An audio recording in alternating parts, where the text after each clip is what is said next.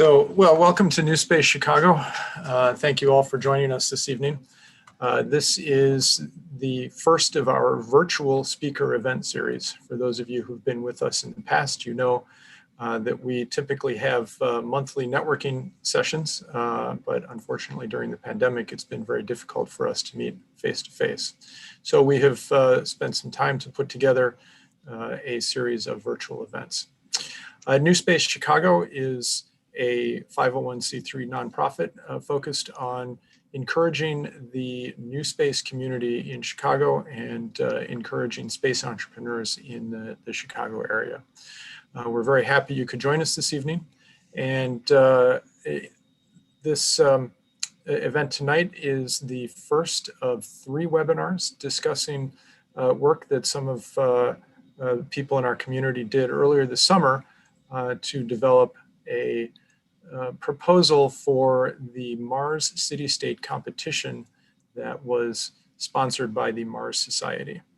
And to speak to you tonight, we have several panelists who are involved in developing this proposal. And so now I would like to turn it over to Nick Lindicki, who will be your moderator for this evening. Nick, take it away. All right, thanks, Dave. Welcome everybody. I'm really excited to talk to you about this project and this project that we worked on to design a city-state on Mars for 1 million people. And I'm going to first introduce our panelists, then I'll go through a bit of background to set the scene for what we were designing and what was this competition all about. Why are we talking about colonizing Mars or settling Mars? And then we'll get into just discussion and kind of talk through what it takes to think about the economic challenges of settling on another planet. Okay, so let me first introduce our panelists here. We have with us today, we've got Matthew Kaysen, Jim Plaxco, Aaron Pagel, Candela might be joining us, and then myself, Nick Lindicki. So I'm actually going to give an opportunity for each of those individuals just to say a little bit about who they are and what capacity they were a part of this project team, so you get an idea of their perspective and the things they worked on. So Matthew, you want to start? Yeah, sure. Thanks, Nick. Yeah, I'm Matthew Kaysen. I kind of participated this as a longtime kind of participant in NewSpace Chicago, focused mostly on the report's political and economic elements. Thanks, Matthew. Jim? Hi, everyone. I'm Jim Plaxco. I'm president of the Chicago Society for Space Studies. I'm also the director of information systems for National Space Society and the economic subject matter expert for the NSS Space Ambassadors Program. Thanks, Jim. Aaron, could you introduce yourself too? Yeah, my name's Aaron Pagel, and I am also the executive director for the Center for Space Commerce and Finance. My area of interest as far as working at DePaul as an educator and program facilitator is around microeconomic strategy and as it relates to behavioral considerations as well. So my role in this was I helped kind of help us make better decisions while also considering the long-term impacts of what our choices are going to be like for Mars. So glad to be here. All right, thanks, Aaron. And Candela, hopefully she can join us here. She had a couple things come up just at the last minute, so she might jump in and hopefully she'll be able to join us as well. In my background, I'm a product manager. I work in software. My background was in mechanical engineering, and I just like to think of myself as the hype man on the team. I was kind of the project manager for getting all the groups together to put this project kind of on paper and get it out the door. So I'm here to help facilitate and kind of create the discussion. So let's get a little bit of background on why are we talking about Mars and what is this webinar series about? So it actually all comes back to this Mars City-State contest, and it was put on by the Mars Society. And this is an organization that's been around for a long time, and they advocate and they inspire and get people to think about sending humans to Mars. And last year they did a contest, or I guess 2 years ago almost now, for planning a city of 1,000 people on Mars. And they got about 100 submissions from around the world, which is fantastic. This year, they launched another contest, which was let's design a city state for 1 million people. And that comes with many different challenges, because with 1,000 people, you're assuming that pretty much everything there is imported. But with 1 million people, you're starting to get to the point where you should be able to make it self-sustaining as much as possible. So the contest was pretty open-ended. Like you could approach it any way you wanted, but you had to try to produce all the food, clothing, shelter, power, consumer products, vehicles, and machines on Mars, using resources and processes that you can make available there, and try to cut down to the minimum possible imports from Earth. And like their suggestion was possibly microelectronics, because that's got a pretty advanced supply chain and manufacturing to accomplish. But then you also need to consider like the useful exports. So how can Mars and the city-state there become a player in now the like solar system-wide trade network, and become a player just like, you know, a country on Earth? And then to design an economy and show how, you know, after some initial investment in time, money, and effort, it can become successful. So pretty big undertaking, right? And we got together and started working on this in, I think it was April, beginning of April. And oh, shoot, let me do one more thing first before I talk about our team.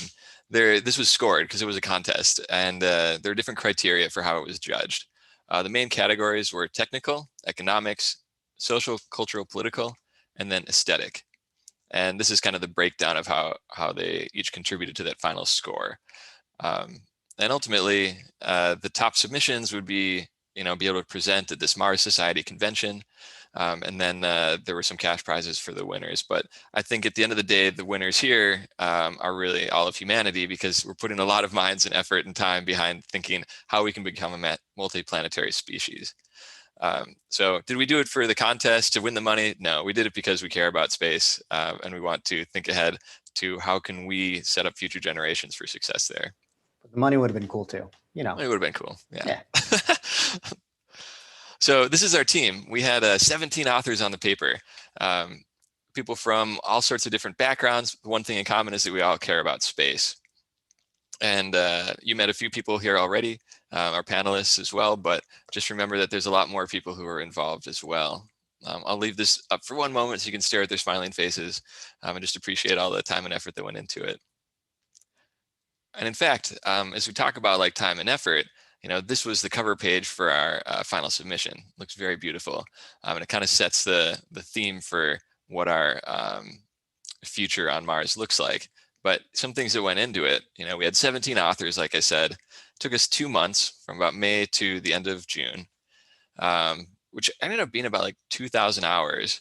And you know, if this was like we're a consulting company and someone paid us to do this work, if we were talking billable hours, this would have been like a $250,000 project, and we did this all for volunteer time. So yeah, we can all pat ourselves on the back for that.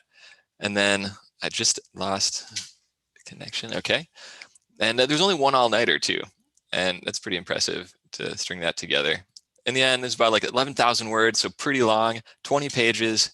And 64 citations, which Aaron, he's raising the roof there because he did all of those. And if you want to read the full paper, head over to the NewSpace Chicago website, and there'll be a link on the homepage at the top navigation, Mars City State, or you can just go to this URL. The way we wrote it, and you'll kind of see in the way we discuss it, is trying to make it accessible for anyone to read. You don't have to be a technical background to understand it, because we want Mars to be something that everyone can get excited about and contribute in. So let me give a little bit more background on specifically the scene that we're setting here for discussion. So that way we're kind of like getting a common background. We're going to be talking about the economic challenges, but I need to give you a little bit more kind of like paint the picture so that we are thinking in the same like space. So to get to 1 million people, it's not something that'll happen overnight. As much as we'd love to send, you know, 100,000 starships over there in one go, that's just not going to happen. There'll be a growth curve. So the assumptions that we made would be, you know, accelerating growth over time, some amount of people being born there. That should be the births here in the darker color. And we basically get to 1 million people in 100 years. You know, we'll call it 2127. And then this is a map of Mars for those of you who maybe aren't familiar and have this pasted on your wall. So we're looking here, notable features, Valles Marineris, really nice canyons. It's like 3 times as deep as the Grand Canyon. Olympus Mons. There's been landers, that have landed here in the northern regions. This is a place where SpaceX is looking to land in the future. And there's all sorts of interesting things around the planet. And we decided to put settlements on many of those locations. We may come back to this during discussion, so I'm just going to advance through, but this is kind of like the map that you may have in mind. And then this is like our economic model. So this is something we can come back to as well to just reference and discuss as we talk through some of the challenges and the nuances of like thinking about an economy on Mars. So there's a lot of things that are interconnected here that kind of go into building an economy. And I think one of the last bits I want to introduce as well is the political system. So that one, Matthew, I'm going to ask you to explain that because you know it best. Yeah, so the political system, kind of just for background for everyone, because obviously it feeds a lot into our economic system. It was one of kind of a far future politics that is similar to what we have today, but is kind of starting from scratch. So definitely has some different and kind of innovative types of politics. So kind of at a high level, kind of Mars is set up as kind of a confederation of settlements, right? With each settlement kind of being somewhat self-governing and autonomous, but most of them being established originally by different nations, from the first landing in 2029 through to the 2127, at which this paper is kind of current, and then in 2092 is when we kind of have our planetary government set up. So that's when there's a single unified government for all of Mars. So that includes the surface settlements and the orbital ones. And kind of looking at this chart kind of breaks down how that government works. So you have the administration, which is kind of the bureaucracy, which reports to the executive council, which is the executive leadership of Mars, which is it was a 9-member council. And actually at the end of the report, we have a letter from those council members. That's quite fun to read if you guys want, when you guys get to that in the report. Both the executive and the planetary legislature are elected by the people, although we use a number of kind of creative electoral systems, which I won't go too much into now, but check out our later segment on the political section of this paper to hear more about that. We have a robust judiciary system where there's kind of a certain number of judges per number of people.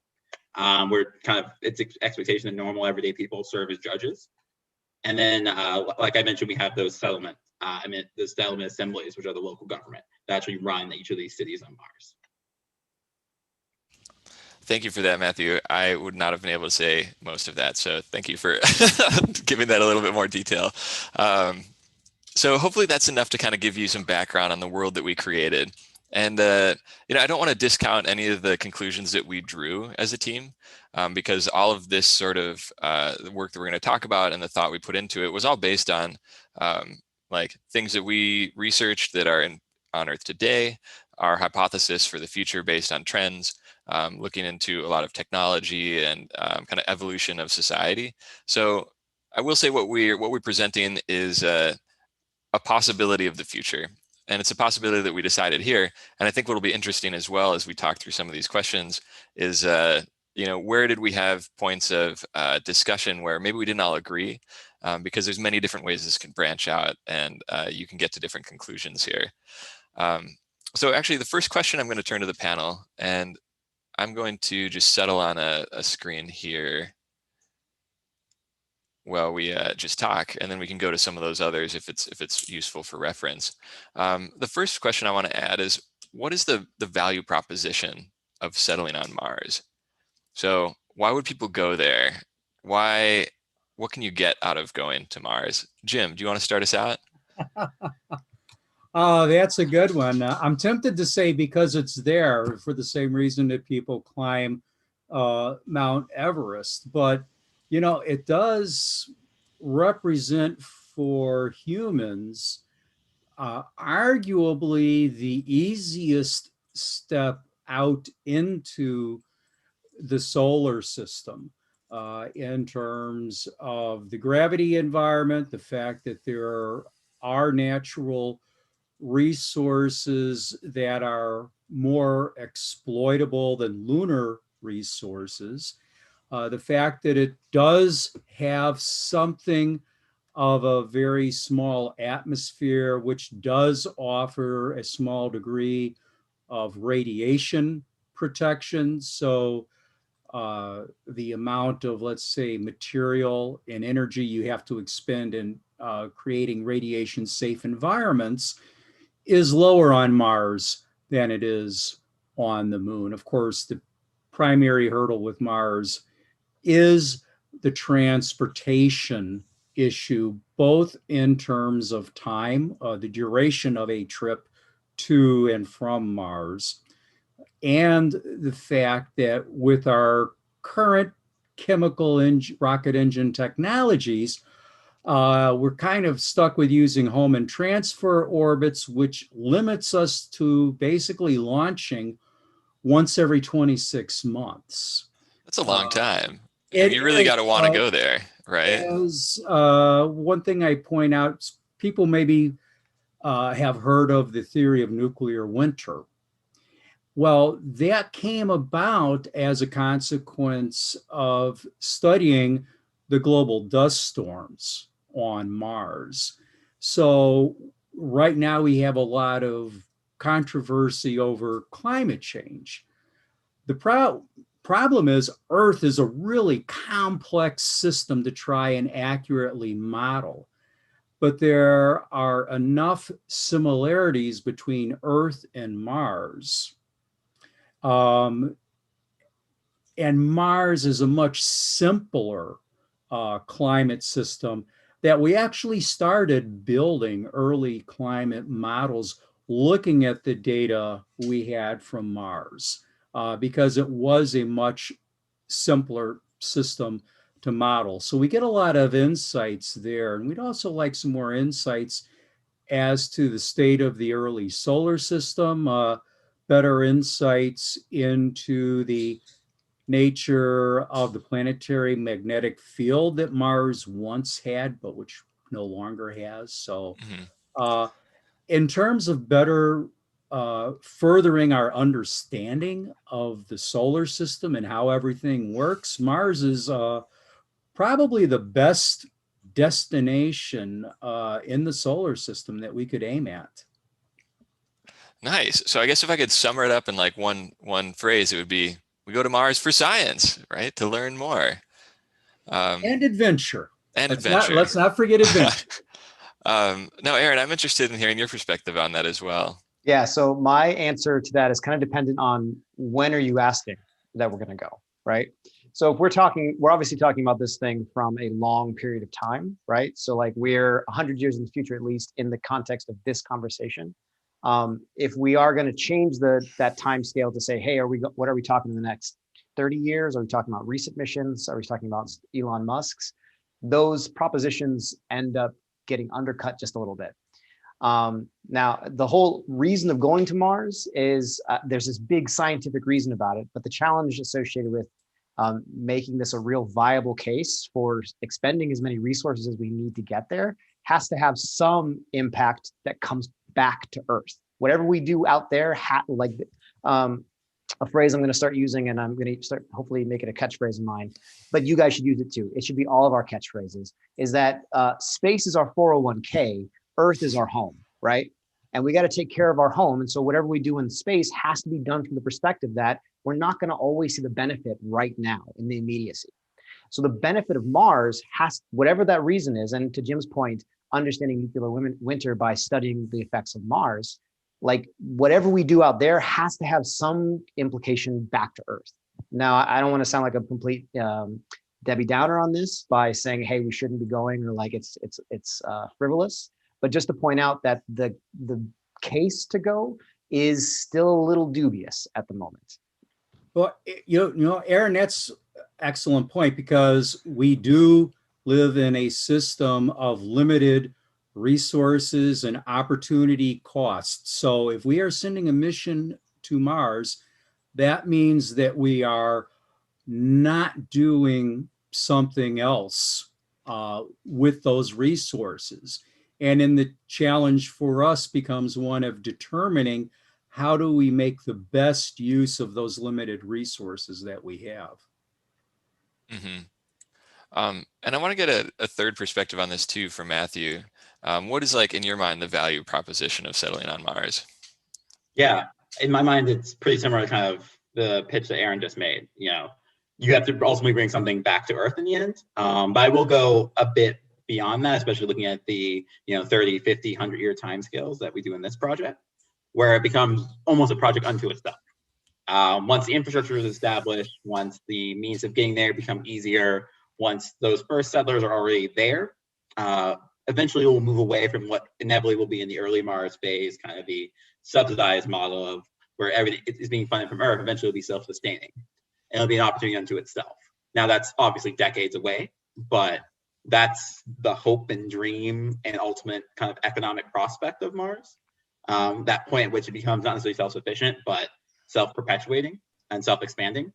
And that's what, well, personally, really excites me about the future of Mars, but also in this paper and in the general conversation for Mars, what kind of the ultimate goal is. For example, Elon Musk and his kind of plan to go to Mars all around making Mars big enough to be self-sustaining and self-growing.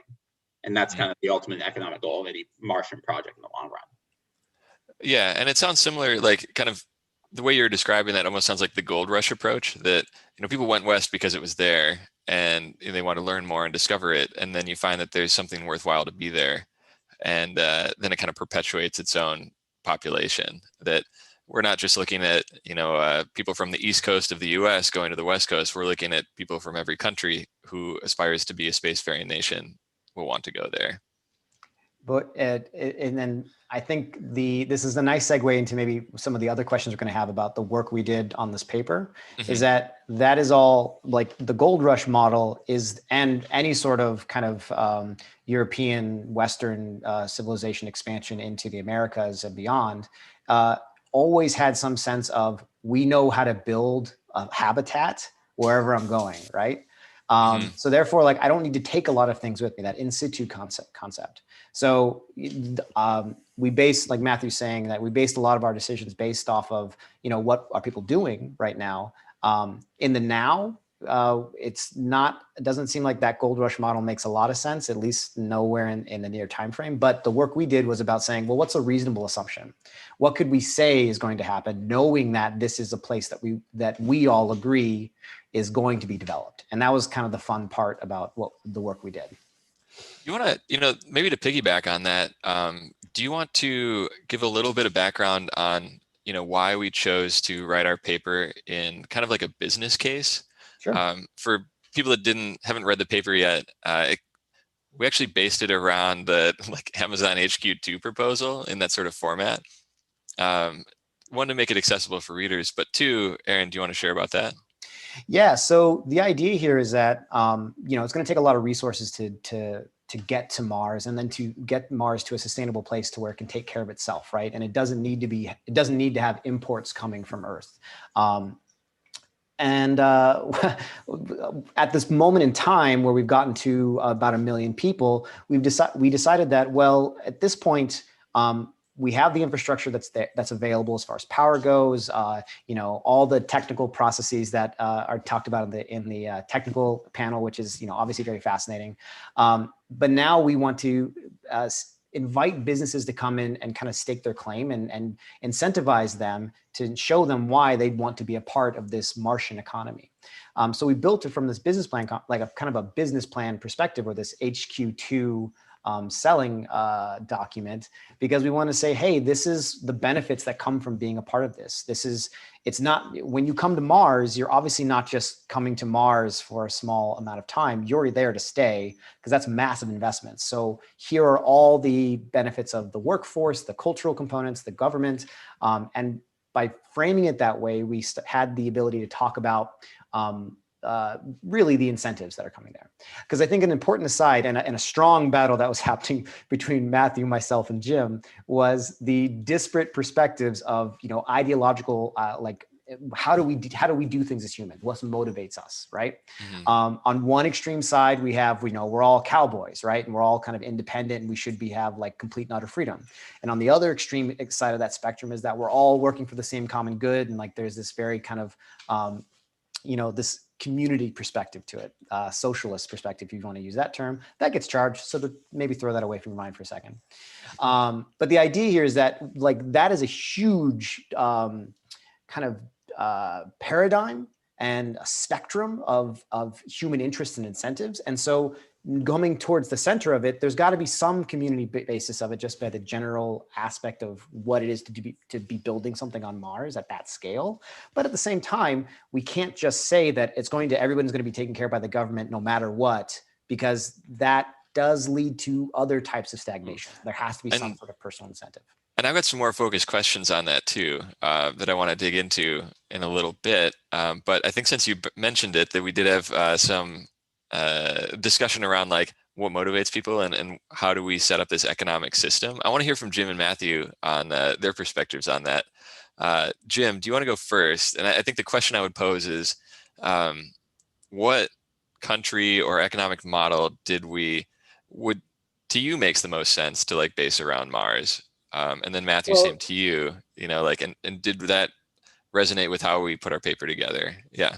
Yeah, for me, it's not a question of a country. It's a question of understanding what actually works and understanding that a basic cost of living on Mars is going to be significantly higher just because of the hostility of the environment and the high level of infrastructure that would be required. So those high costs, you're going to have to give businesses some real inducement. So for me, the first big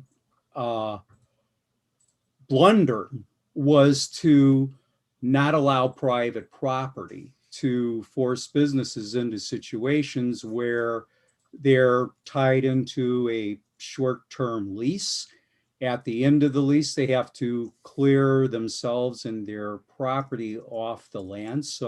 And these leases are non-transferable at the end of the term. The control reverts back to the local government. So I saw that as being a very big disincentive for me. Another disincentive was the mandatory 10% stake that the Martian government would take in every business, and the degree of the governmental control over business plans and economic interactions between businesses.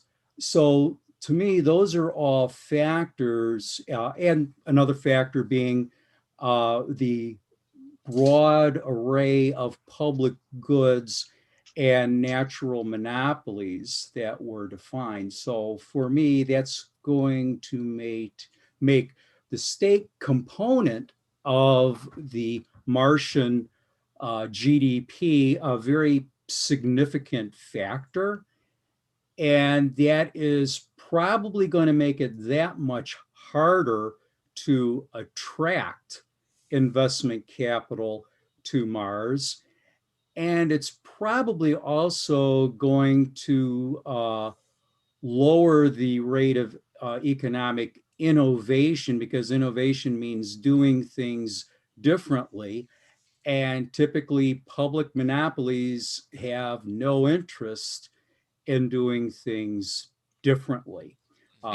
They want to stick with what they know works. So I saw these as being drags on the ability for businesses to be able to innovate and have confidence in their control over their own destinies. Okay, good perspective on that. Yeah, it's definitely a good observation of like how we can see the future shaping out. And that is a little bit different perspective than like what we ended up at in our paper entirely. And yeah, and at the end of the day, like, we had a lot of different opinions that went into it, and we all accepted, like, we might not all agree with everything, but let's build a world together and then shape it as much as we can. And Nick, I think this is actually an interesting point to bring up too, of just like, this is kind of, that's the reality of what this Mars colony is going to be at some point, right? where we're all biased towards an ideal.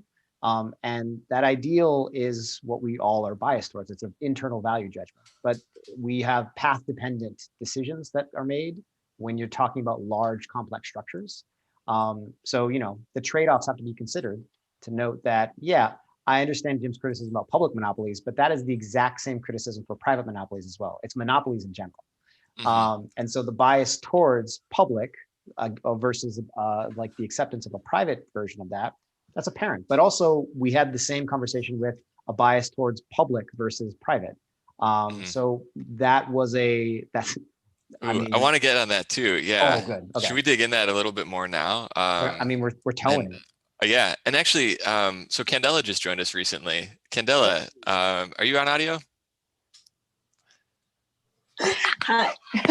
All right, welcome. So I'm just gonna throw this question right to you. When we talk about like public goods, right? And what do we think is important to provide for people on Mars? And I think it might be good to contrast that against like what's important to provide to people on Earth, and how is that different? Yeah, right. That changes everything. Even when you're here, when you start to think about, okay, what we need or what is important on Mars, then your whole perspective here just flips.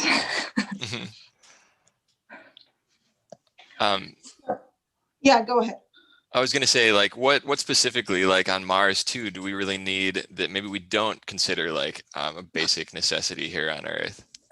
Okay, well, that's pretty easy on the first line. Like you can shoot. Oh, come on, people is calling me right now. Okay, so you can start with air and all the basic needs just to stay alive, but then you start to dig in when you get out of the hard sci-fi,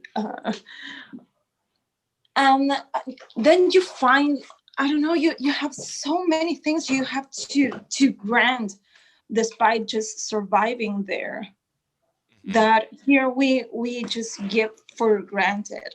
I don't know. Let's Matthew, bring up. make a. Yeah, that's exactly what I was talking about. Yeah, here we go. Yeah. Aaron, I just saw your note. Thank you for that suggestion. Yeah, so here's those public goods, right? We have healthcare, heat, power, housing, food, water, air. Like it's literally a matter of life or death to be homeless on Mars. Let's just consider that for a moment. A little bit different. You can't really kick someone out of their house when you don't have air to breathe. Heat is also something too that you somewhat take for granted here. But if your heat bill goes off, or like your heat gets shut off at home, maybe you can put some jackets on, wear some blankets, you'll get through it. On Mars, it's quite a bit colder. It doesn't really fly. Matthew, you just popped off mute. Did you want to say something on that topic too? Yeah, just in terms of the public goods, to that point, everything on Mars everyone's dependent on everyone else much more on Mars, and there's nothing that comes for free on Mars. Like if we look back, and this happened a lot during the course of this paper, we look kind of back to the Western colonization model of the New World, ignoring the kind of all the terrible aspects of that. Like the land was there and accessible, the air was there and accessible, the water was there and accessible. People were able to just like cut down trees and build their own homes. Like anyone could do that. You didn't need a lot of capital to do that. You didn't need any sort of coordination to do that with other parties. You were just kind of free to go forth and kind of build, so to speak. Again, you could bootstrap in that way. But in Mars, that's just not how it's built. That's not how it works. To Candela's point, you have the basics, air and water, obviously. But like you said, for heat, or in the case of like using the pandemic as an example, like healthcare, there's no social distancing on Mars. Like all the air is filtered, and everyone's going to be living in tight quarters. You're not going to have kind of the old homesteader model where people just go out and like build their own homes on the Martian frontier. So it's a fundamentally different way of how the problem is going to be tackled. And to the point that kind of Jim and Aaron made earlier, there's different ways that problem can be tackled, but the basic paradigm in which everything on Mars will be governed and built and invested in will be just completely different than it is today. Matthew, I'm going to disagree with you about the homesteading thing, and it's because there's one crucial element that we really didn't get into addressing, because we're talking about 100 years in the future. And that question is one of, where is the technology at that point? Will we all have our own personal army of robots at our disposal that can go out and build that home for us? So that was our, I think, a big challenge for us, was trying to imagine how things will be 100 years from now. And for comparison purposes, I would ask you to consider how things were 100 years in the past, where, you know, there were, electrification was like a brand new thing. There was no such thing as television. So in 100 years, we have seen some true revolutions in technology. And for us, we were working within the constraints of, you know, what we see today, with some mild extrapolations as to how systems might be in the future. So with any luck, there will be people in the future. Technology will be such that folks can go out and pioneer their own homesteads on Mars. But that's a bit far of a reach for us in terms of doing a submission for a design competition. Yeah, Well- I'm actually going to pause and take a question from the audience here. I'm seeing some that are coming in. So this is actually a question that came from, well, actually one quick one first. What is a Marciane? Matthew? Yeah, a Marciane it's non-gendered Spanish. It's the word for Martian in Spanish without the O or the ES or anything, sort of the non-genderedness kind of being 100 years in the future, progressive language changes kind of thing. We selected that in particular in kind of in honor of a lot of our members of our team were Spanish language speakers. So that was kind of a hallmark to the diversity of our team. Thanks. And then totally different sort of question. Back to the economy side, was what efforts were implanted to ensure there was a like diversity in the Mars economy? Because not everyone will go to Mars for the same reason, or maybe they will. How did we think through that and like facilitate that kind of environment? That's a great question. So what I'll say is this was kind of this is related to our bounce between we're all independent or we're all working together.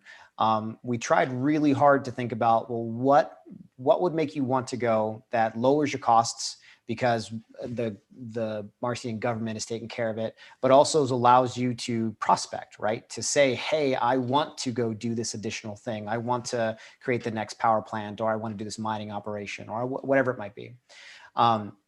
So a large part of what we did was trying to balance that. Well, you're going to be you're going to be paying us some taxes to, you know, support you because you're part of this ecosystem, but also we want to try to make sure that you're engaged. And, you know, we don't have a solid answer for all of this, because this is across over 100 years with certain milestones we made assumptions about. But one of the assumptions we made was that over time that there would be kind of places that we're allowing for, well, I should say it this way, moments where and resources being allocated that allow for countries that might not have the same robust space agencies and space development as maybe the US or, you know, other developed nations at the moment, by giving them the space to say, well, now we have a place for you. You can hop a ride on this other, you know, someone coming our way. And we've now made it much easier for you to engage in this economic activity. So we're being really mindful of that. You know, Matthew put a lot of work into naming, like naming schemes and making sure that it was representative of a lot of Earth cultures. And, you know, we don't have a great answer for how it's going to end up, but we put a lot of effort into thinking about, well, how do we allow for incentives as well as support structures so that if you come, you weren't going to die. Mm-hmm. And I'm showing this map right now just to illustrate that. You may not have noticed when I first flashed this up, but all the cities, many of them are not in English. And what we wanted to illustrate here was that it's not just going to be English-speaking countries that go to Mars. Mm-hmm. Especially in 100 years, the world landscape is going to change with science and technology and space.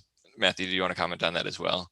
Yeah, just to kind of explain the names briefly for people. So we have Like there's a Dune reference, there's a Star Trek reference, obviously, but also like the largest city on Mars is Novi Haishi, which means new beginning in Russian and Chinese. It's a combo thing, which was like the second settlement on Mars. We have I'm terrible at this language, so forgive me.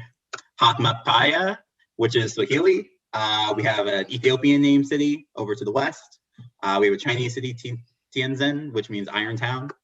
And a couple others as well. And kind of in the paper itself, we like illustrate a whole series of new national missions. Starts with kind of the Western Japanese mission, then there's a Russian Chinese one, there's an Indian one, there's an Arab League one led by the United Arab Emirates. There's a Turkish and Iranian joint mission that in the 2060s, I mean. And then Ethiopia, Kenya, Nigeria, and the African Union broadly joined in the 80s, which in the paper has a whole period name for it. So to Aaron's point, yeah, this is a very diverse and from a national perspective, Mars. And then maybe to back to the question a bit, economically, in terms of economic diversity, one thing we went for in this paper, and one thing that would be inevitable in sort of kind of large scale Martian settlement, is a move towards self-sufficiency. You know, as the colony grows, it's going to have to build more things for itself.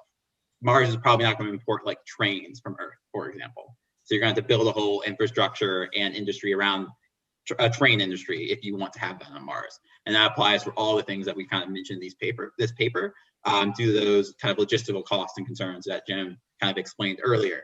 So that's going to bake in a minimum level of economic diversification on Mars, since, you know, it needs to be able to feed itself, it needs to be able to clothe itself, house itself, provide its own healthcare, transportation, etc.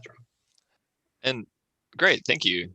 I've got another question from the audience too, and this one actually comes from YouTube. And if anyone else has questions out there as we're talking, in Zoom, there's a question and answer feature. You can find that on the menu bar and submit a question there. And I'm keeping my eyes on that. So I can ask those as we go, and same seems like in YouTube as well. So the question is, why, at one point, I can't remember, Aaron, if you mentioned it, but we gave a 10% business stake to this like Martian city-state of every company. Why was that chosen? And why would a higher percentage not be selected? And Jim would ask, why wasn't a lower? Yeah. Jim brought it up. And so this, just as context, because it was, you know, this is a tax, right? The reason we landed on 10 is, one, it's a nice and round number, and we are talking about the future. We aren't really working with real numbers here. And that's not kind of a throwaway statement. The reason we're not working with real numbers is because the moment we start doing that, you can question us really intensely. And there's so many unknowns. We're making assumptions. So we did kind of just move towards round numbers. The reason, though, we didn't go higher was around that incentive-based structure, right? Jim does criticize us for not having private land ownership rights, right? But that was a decision because we wanted to say, well, you can't do prospecting. But at the same time, we also don't want to take away all the potential earnings that a firm might have by choosing to come out to Mars. So this is that kind of play of how do we balance incentives versus community structures, and 10% is where we landed. Okay, thank you. Now I've got a question here. I think that Candela, you'd be a good one to answer. So this is a question about currency, and I know you've got some experience actually in like blockchain, right? And even like space crypto. I remember we talked about that at one point. So the question is, what are the assumptions on currency, and like how does that work with Mars?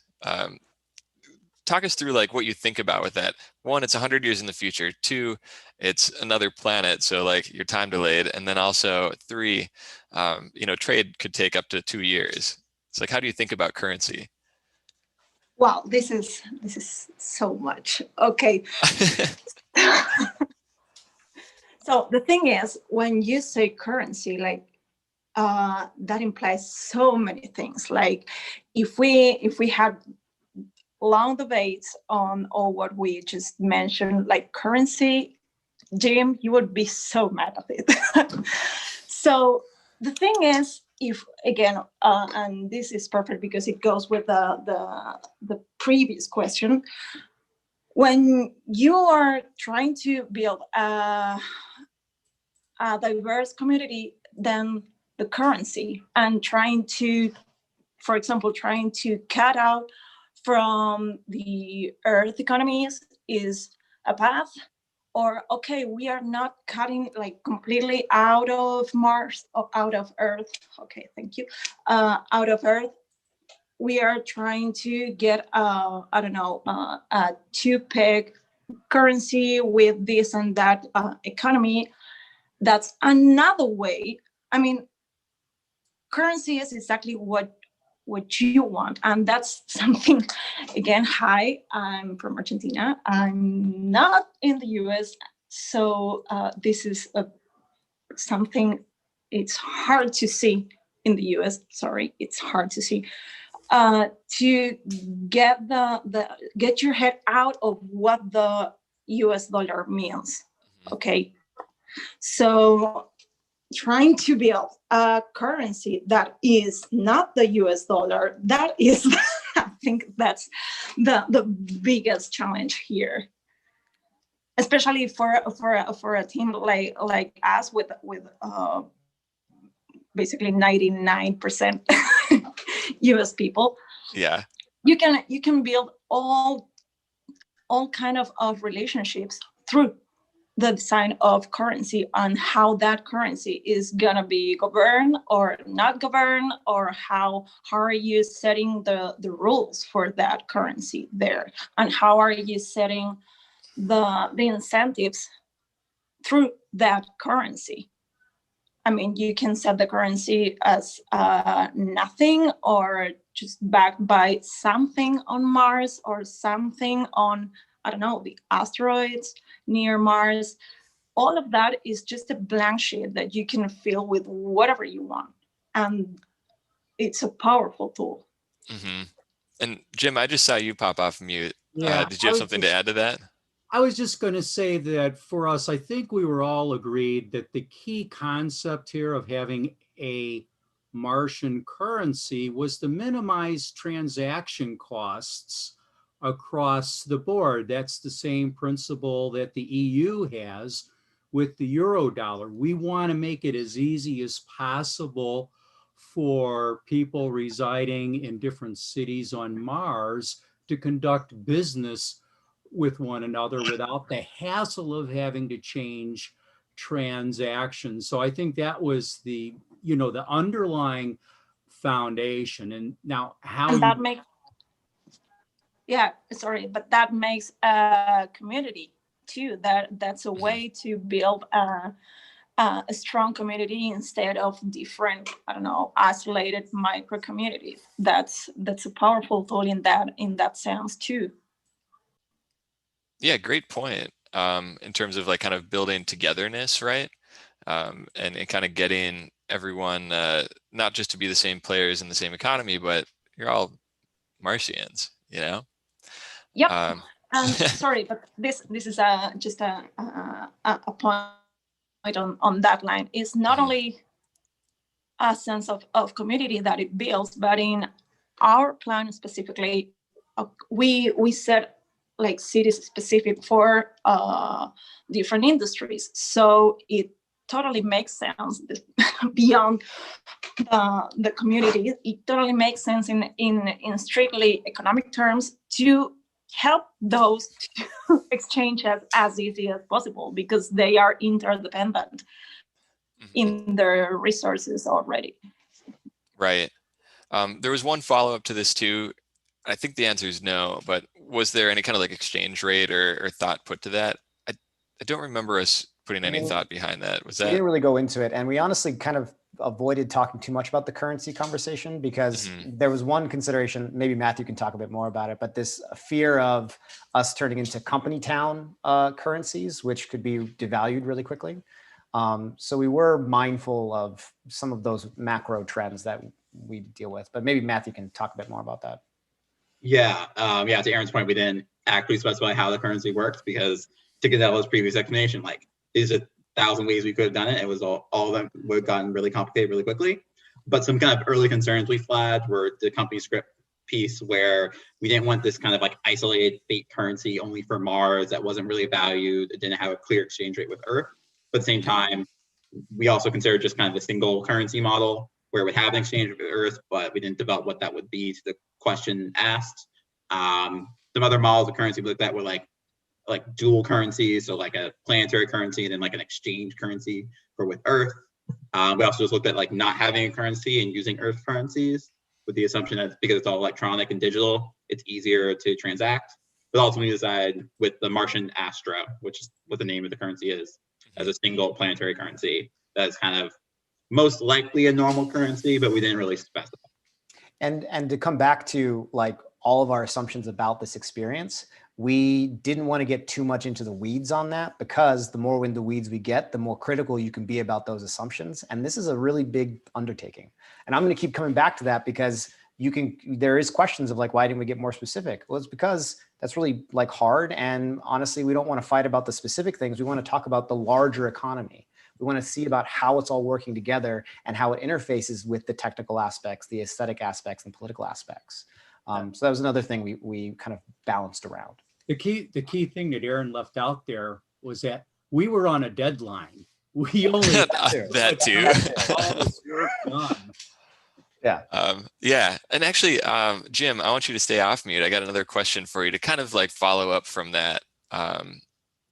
So talking about currency and like, trying to assign some value to what we find on Mars, how do we avoid the situation? This comes from the audience as well. How do you have like autonomy for independent governance on Mars, or to some extent? And I think Matthew described like the political system before. It's like pseudo-independent. It's not 100% independent, but they do have their own political system. But how do you ensure that like Mars doesn't end up being a terrestrial colony for research extraction?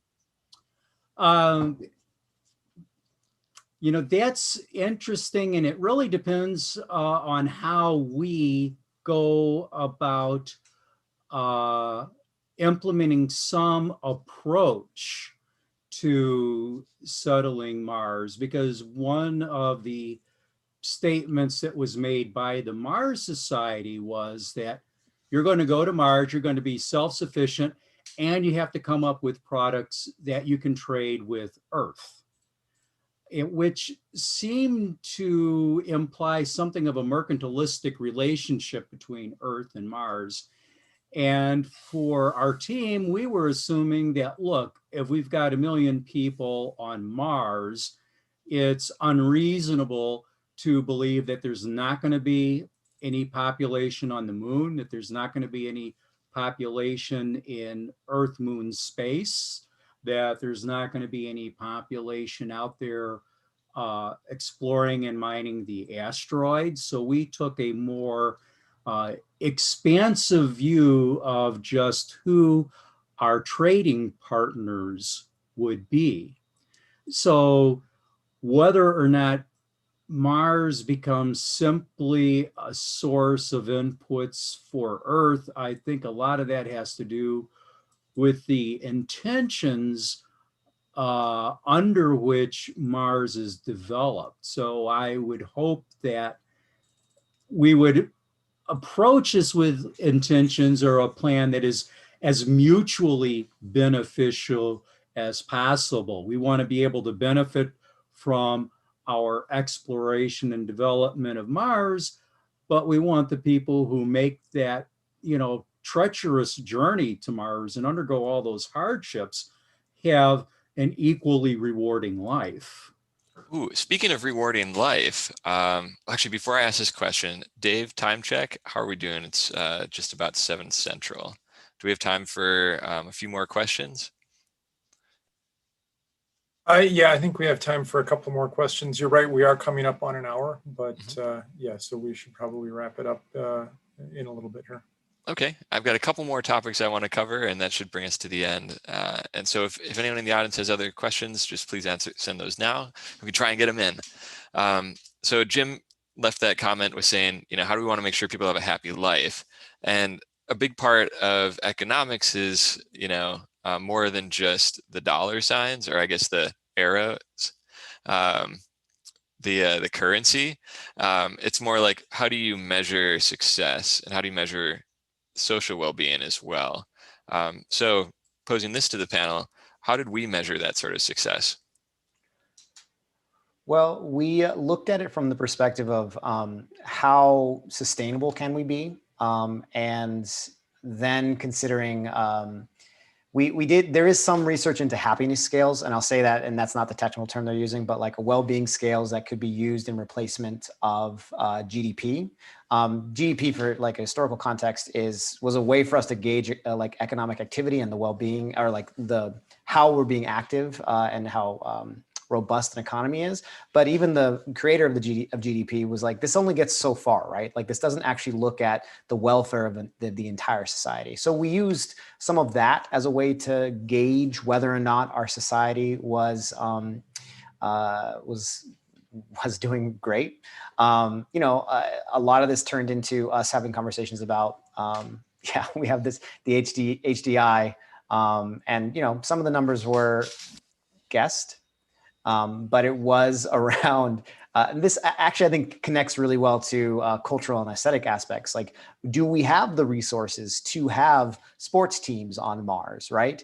Are we going to have entertainment centers? Like, can you have restaurants? All these things are conversations around, well, do we have enough resources to be able to have this in a way where you can start up a restaurant business if you want to?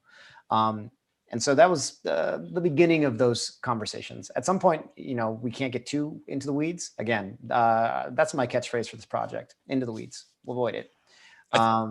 But we try to be mindful of, it's not just about surviving; it's about thriving and enjoying your experience. And what are the economic activities that lead to those conversations? We definitely painted, like kind of wrap that up, we definitely painted more of a positive view of what the future on Mars will look like. One, because we're trying to attract businesses to Mars, right? That was kind of the position of our submission in this paper. But it was important to us to kind of come up with the best scenario for the future of this opportunity, because not only inspires people here now, but we do believe that if this is like how you set up the economy and how you measure success, then it will become that way. So like we included this graphic along with some other things to measure like social well-being and happiness, because that matters to us, and we wanted that to matter for the future as well. One question that we just got though from the audience was actually the opposite of that. So rather than thinking about how good it could go, what is the worst case scenario for the society you built? How could this turn out? And I think I would say, in my opinion, it would be, well, it just doesn't work. It collapses right before you get to 1 million. But Jim, I saw you pop off. What would you say? Because I had the opportunity to meet and speak with Bas Lansdorp, the guy behind the Mars One. Oh yeah, I applied for that, for the record. Yeah, I didn't make it. That was the beginning of my space interest. His numbers never added up. And a few years ago, I guess now more than a few years ago, a group of students from MIT undertook a detailed analysis of the Mars One plan and came to the conclusion that they're all going to die. So you've got that at one end. You've got the Mars civilization that our team has presented, perhaps at the other extreme. And chances are, so you could consider that the 0 to 100 scale, chances are the reality may be somewhere in between. It depends on how well technology advances and the actual degree to which we can get the costs of energy production down, mining down, the life support system costs down. Because if you think about how it costs, what, we keep 6 astronauts up on the International Space Station, and that costs us $3 billion a year to support 6 people. Mm-hmm. So clearly, any activity on Mars is not going to fly if it's costing you, $500 million per person just to stay alive. So Right. So we did have to make some assumptions as to technological advancement, and we can't say. We might have been the world's biggest pessimists with our predictions, but on the other hand, we might have been the world's biggest optimists. So 100 years in the future, it's just, I would say, impossible for anyone to make a reasonably accurate prediction. I think what's, and you know, if we were to scroll back to our assumptions about population growth, those assumptions came from a workshop where we talked about certain time periods that exist. And the worst case scenario is like, you know, Jim asked earlier, like what was 100 years ago? And Robert put up that, you know, fun quote that in the 1920s, what's his name got made fun of. And New York Times got made fun of Robert H. Goddard for saying that we could do this stuff, right? So what we'd likely see in a worst case scenario is that it just won't go as fast, right? Space is where we're going, and we're going to see more value come from space. And this is not just because we all want it to, or the people who are, you know, the panelists or you as attendees. It's because that's where our resources are going to come from. That's where we need to think about for protection from, you know, solar flares or asteroids or whatever it might be. We're going to go that direction at some point. But the worst case scenario is like, how delayed are we going to be? And so when we make the assumptions about this growth process, the kind of next worst case scenario is, well, this also kind of leads to us talking about like how fast are we going to be able to export, how we're, you know, putting our industries and like what are those inputs going to be into other types of industries. Segueing a little bit to talk more about. I think though I would love to do that segue, but I do have to jump to another question though. Oh, sorry. One quick clarification though to supplement what Aaron was saying. Our time frame was in large part driven by the Mars Society's design specifications, which was basically pushing us in that direction. So we didn't come up with this entirely on our own. Gotcha. We have a few more other questions that came in from the audience here that I want to get to. And this first one here, I'm just going to handle because I made the map and it's about the map. So it was for 1 million people. You know, that's what the assumption is for the population. Seems like we've got a lot of cities, right? And that's right. We do. So is that reasonable to expect that we'll have this much spread across the planet for 1 million people? And yeah, that's a very good observation. And you know, the biggest city we have here is just over 250,000 people. And I just realized this is not to scale. Actually, I cut and paste there. But the smallest ones are in the smallest pentagons here. That's a city that's in like the 1,000 to 10,000 range. And yes, we do believe this is possible because as different nations participate in this and different corporations, I think there'll be some amount of collaboration to join where others are. But I think there's also going to be just as much drive to pull people to other locations to try and create their own mission and create their own kind of like settlements as well. So I think we'll see some amount of spread across the planet. And that was the assumption that we went off of to kind of illustrate this global participation from Earth to Mars and how everyone kind of goes there with different interests. So is this possible? Yes. Is this the same approach that other submissions had? Definitely not. I think the winning, so they just finished out the competition and the winning submission, I believe, had this as the primary location for their settlement. And they had a few like outposts around this Hellas Planitia, the crater there. So does this look considerably different? Yeah, for sure. But this kind of fit the world that we were building.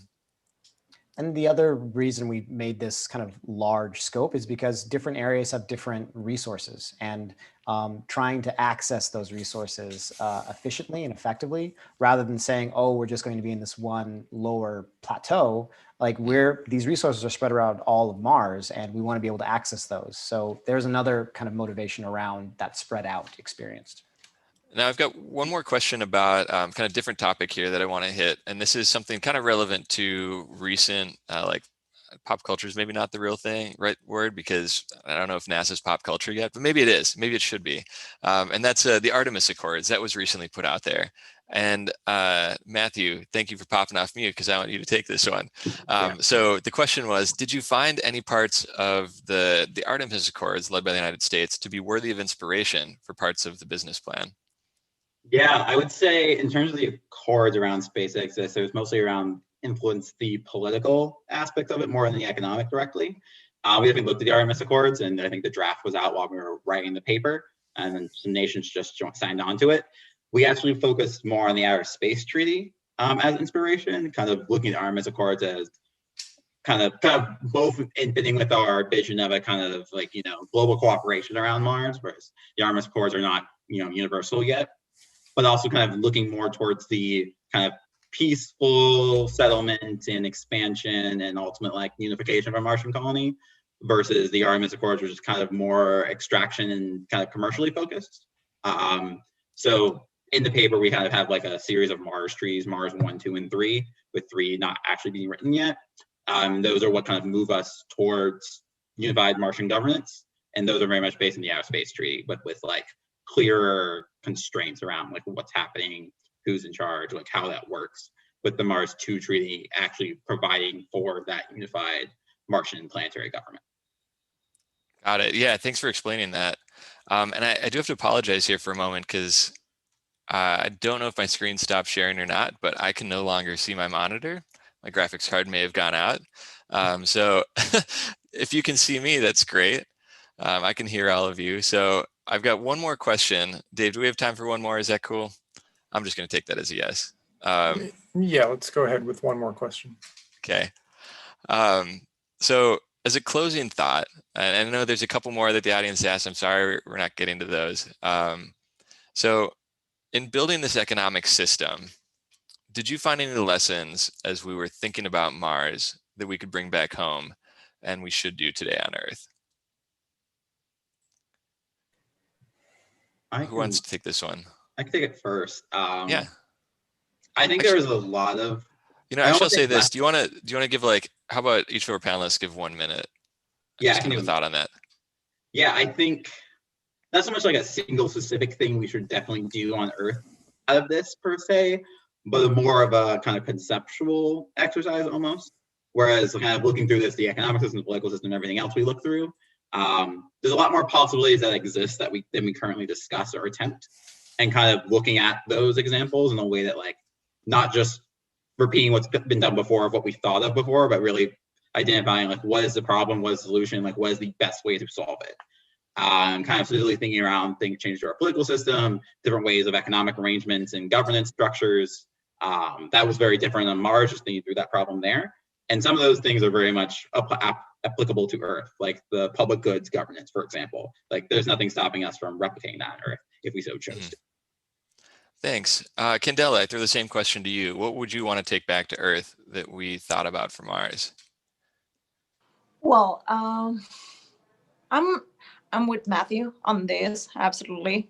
Like this is more a conceptual thing rather than, I don't know, technological or something like more tangible, because people tend to think about this like with and go super fast with science and with the advancements, etc.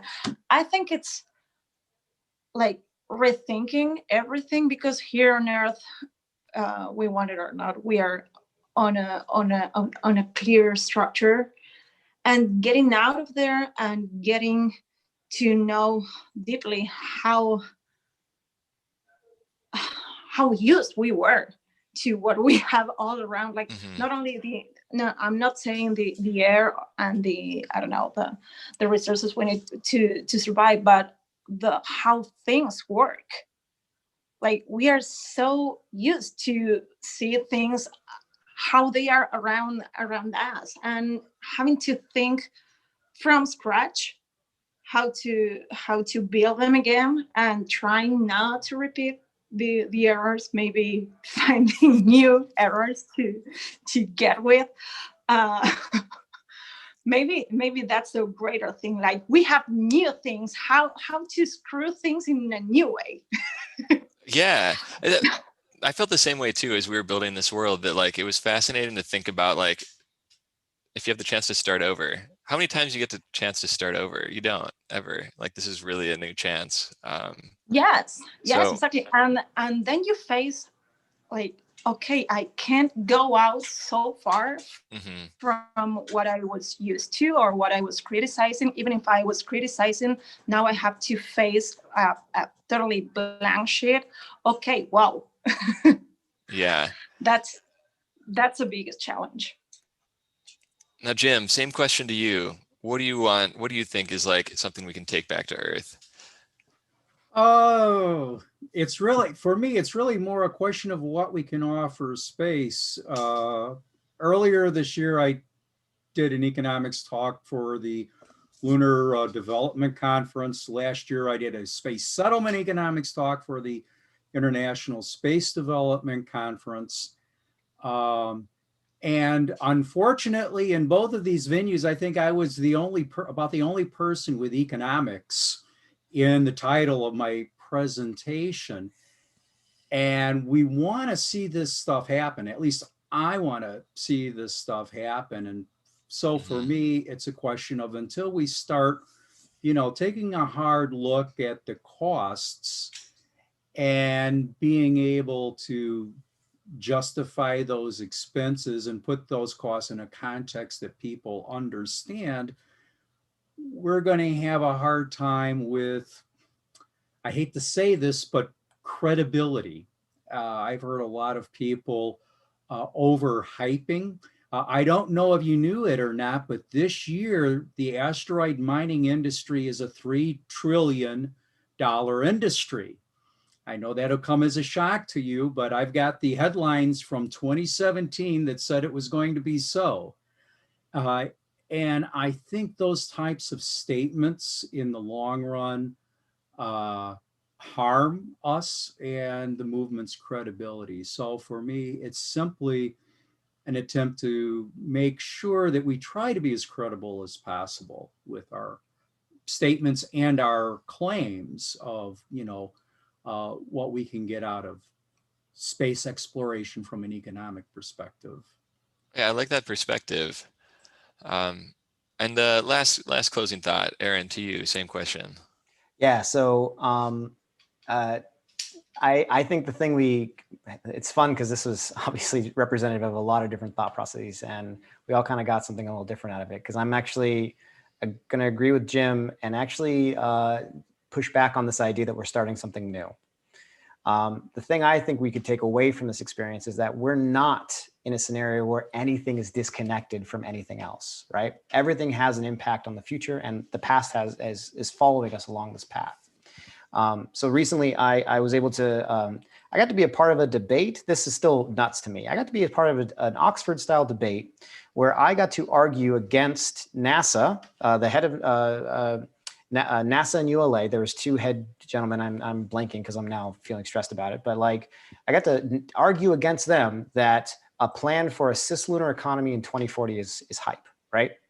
And granted, they're not saying that that's what's going to happen, but this idea that the future is something that we can just go off and do, and we can just plan for it, and we're trying to sell the value of that future. If we don't remain bounded by the realities that we are dealing with in the present, we're going to oversell the future. And that's what happened with asteroid mining. Asteroid mining was saying, oh yeah, we're going to get to this value at some point. That's what happened with Theranos, I think is what the name of that firm was, where that woman was, she oversold what they could do. Now, I don't know if she could or couldn't do it, but the point is that most things happening in Silicon Valley right now and most investment schemes are around selling this future value. And space has been dealing with that problem for a very, very long time. This is not a new concept of space overhyping itself. It's been overhyping itself since the Cold War era. And I think what we can take away from this experience is that we don't know the future. And in this exercise, we kept having to remind ourselves that, yeah, that's an ideal, but remember what the choices we made previously, and we're bounded by those choices. And so by keeping that in mind, knowing that we have to have a long-term plan, but that we still have to consider the short-run considerations, that ultimately keeps us thinking about what's the most optimal solution. And we kind of, even as we disagree in some really strong ways, we all found a path forward that we could agree on to some extent. Thanks, Aaron. And with that, I am done with questions for the panel. And I think we can wrap up a really fun conversation here. I really enjoyed this. I hope the rest of y'all who are listening had a good time just kind of getting into space and talking about some of the nitty gritties with making you know, an economy for Mars. I'm going to bring Dave back up here to close us out. All right. Well, a big thank you to our panelists. I really appreciated the conversation. It's fascinating to think about these future possibilities and the opportunities to settle Mars. And I'm going to put up the slides here for our upcoming events. Now I need to get back to my Zoom here. Sorry. Oh, I know what happened. Okay, never mind. And anyway, I really appreciate the panelists participating tonight, and look forward to the follow-on webinars in 3 weeks. We'll be discussing the technical challenges involved in supporting a settlement of 1 million people on Mars. And then 3 weeks after that, on December 8th, we will discuss the societal challenges and some of the issues that we dealt with in terms of governing Mars, and also some of the aesthetic approaches to the settlement. So I look forward to those upcoming webinars. And I'd like to remind everyone that NewSpace Chicago is a 501c3 nonprofit. We operate on your donations, and you can head over to NewSpace Chicago and the donate page if you'd like to support the work that we're doing in bringing space entrepreneurship to the Chicagoland area. And if you are even in more support of the work and the events that we're doing, we have an event by event sponsor